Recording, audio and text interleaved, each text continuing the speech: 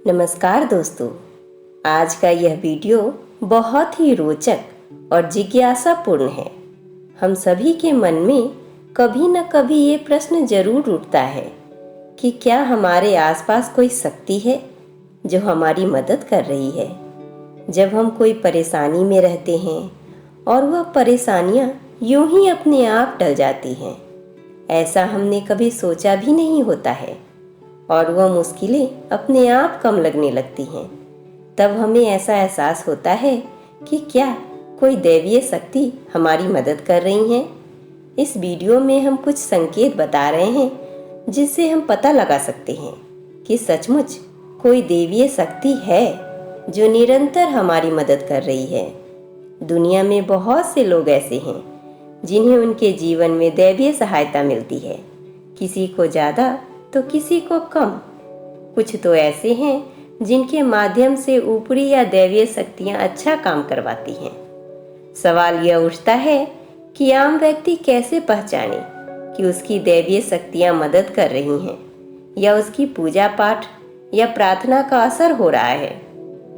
आइए जानते हैं इस बारे में।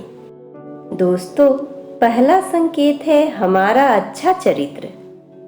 शास्त्र कहते हैं कि दैवीय शक्तियां सिर्फ उसकी ही मदद करती हैं जो दूसरों के दुख को समझता है, जो बुराइयों से दूर रहता है, जो नकारात्मक विचारों से दूर रहता है, जो नियमित अपने इष्ट की आराधना करता है या जो पुण्य के काम में लगा हुआ है।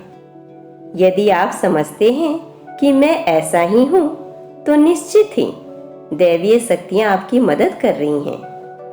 आपको बस थोड़ा सा इस बात पर ध्यान देने की जरूरत है कि आप अच्छे मार्ग पर हैं और आपको ऊपरी शक्तियां देख रही हैं।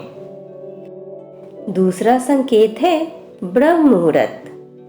विद्वान लोग कहते हैं कि यदि आपकी आंखें प्रतिदिन ब्रह्म मुहूर्त में अर्थात रात्रि के 3 से 5 के बीच अचानक ही खुल जाती है, तो आप समझ जाएं कि दैवीय शक्तियां आपके साथ है, क्योंकि यही वह समय होता है जबकि देवता लोग जागृत रहते हैं।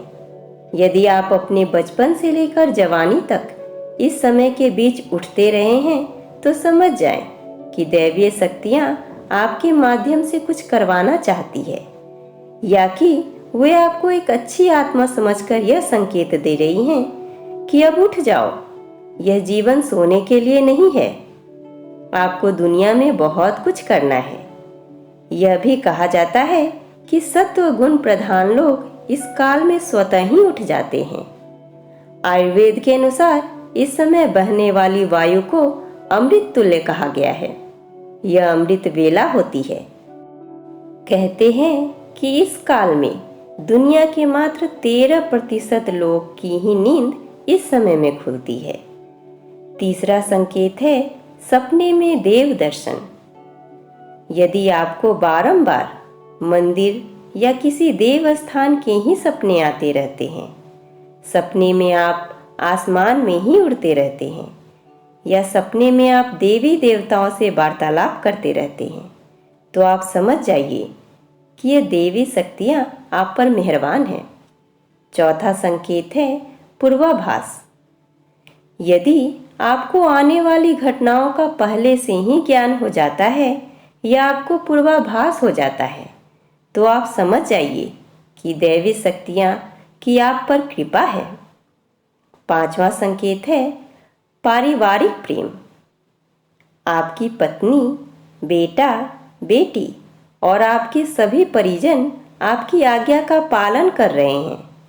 वे सभी आपसे प्यार करते हैं एवं आप भी उनसे प्यार कर रहे हैं, तो आप समझ जाइए कि दैवीय शक्तियाँ आपसे प्रसन्न हैं। छठा संकेत है भाग्य से भी तेज।